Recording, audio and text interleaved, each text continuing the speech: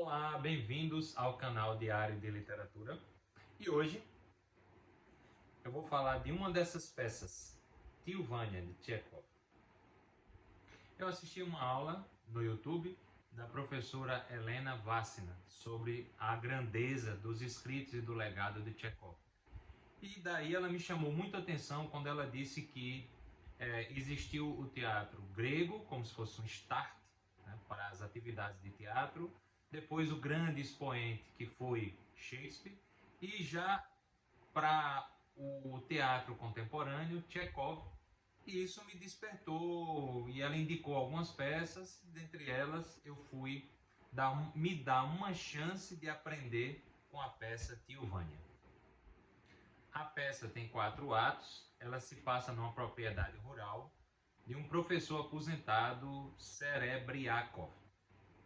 Bem, esse professor, ele trabalhou a vida inteira, as pessoas o viam como uma celebridade no saber, mas no fundo, ele quando se aposenta, ele vai passar uns tempos nessa propriedade que não é diretamente dele.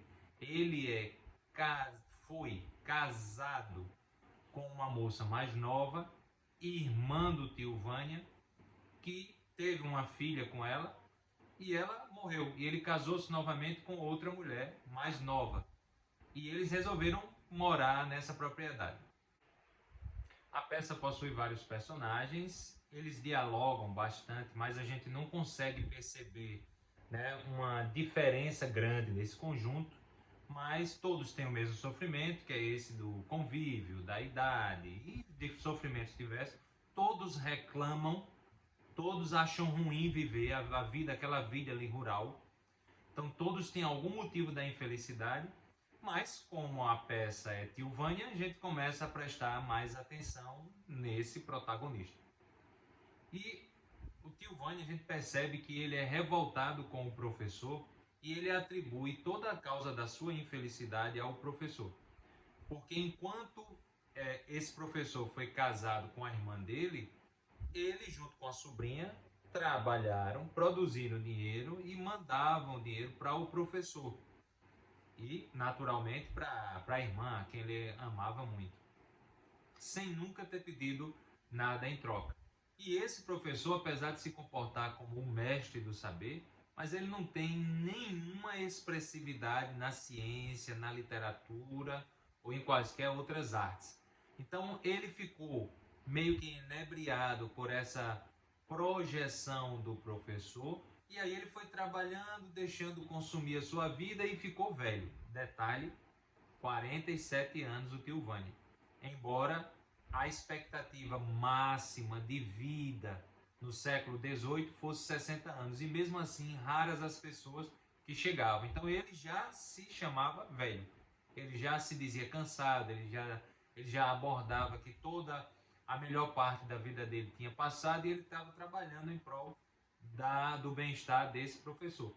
Esse professor parece ser bem mais velho, digamos 60 anos, mas é casado com uma moça de 27 anos.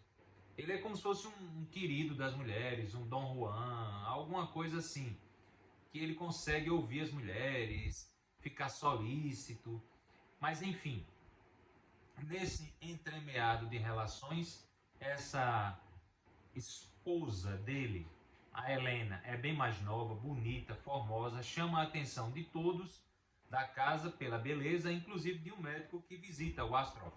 Visita e passa a visitar diariamente essa família por causa dessa esposa, a Helena. Basicamente é uma pessoa que também se sente infeliz. Ela é infeliz no casamento porque o marido, ele vê na esposa a juventude que ele não tem. E aí ele começa a pisar, não chega a ser uma humilhação, mas digamos que o sofrimento desse professor é olhar para a vida dele mais novo, através da idade da esposa, e não voltar atrás. Então esse convívio começa a ficar muito difícil, ele sugere vender a propriedade para ficar até com a maior parte do dinheiro. O tio Vânia perde a cabeça, mas aí para você saber o final da peça, o ideal é que você leia a obra ou dê uma olhada nas descrições desse vídeo. Essa peça ela trata de um assunto, assim digamos, simples, herança, convívio, mas o que está no subtexto das falas da peça é a felicidade, é a velhice, é o papel da família, a amizade, como era essa relação dos convivas, né? A pessoa casava na Rússia e passava a ser como se fosse um familiar, né? Como se ele chamava a sogra de mamãe, né? Então é uma coisa que para nós aqui no Brasil não é comum. E é interessante ver, mas o principal, a meu ver, é essa fala da infelicidade e a fala da velhice. É como se olhar para trás, olhar para o passado e ver o que se fez na juventude, chega a ser um martírio. E nós vamos ficar, desde os estoicos até hoje, com essa dúvida. Como é que a gente faz para ter uma vida bem vivida e não acontecer exatamente o que aconteceu nessa peça? Ao chegar na idade avançada, que hoje já não seria tanto, a gente olhar para trás e observar uma vida sem sentido, enfim, sem um fim específico, né? Muitos vivendo por viver. E a própria decrepitude da velhice, né? Embora ela não tenha aparecido na peça, mas é o medo principal dos personagens.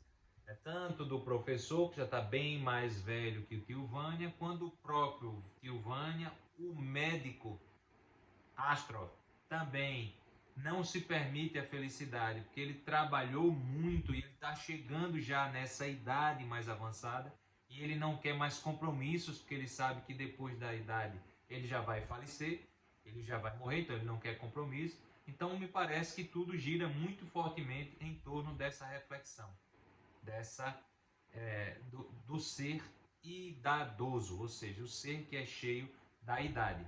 Vale a pena conferir, vale a pena, depois da obra, fazer uma reflexão sobre o seu passado, o que você tem feito para que agora, nesse exato momento, para que no futuro você olhe para esse agora e sinta satisfação, sinta a alegria de ter passado por esse momento. E é isso.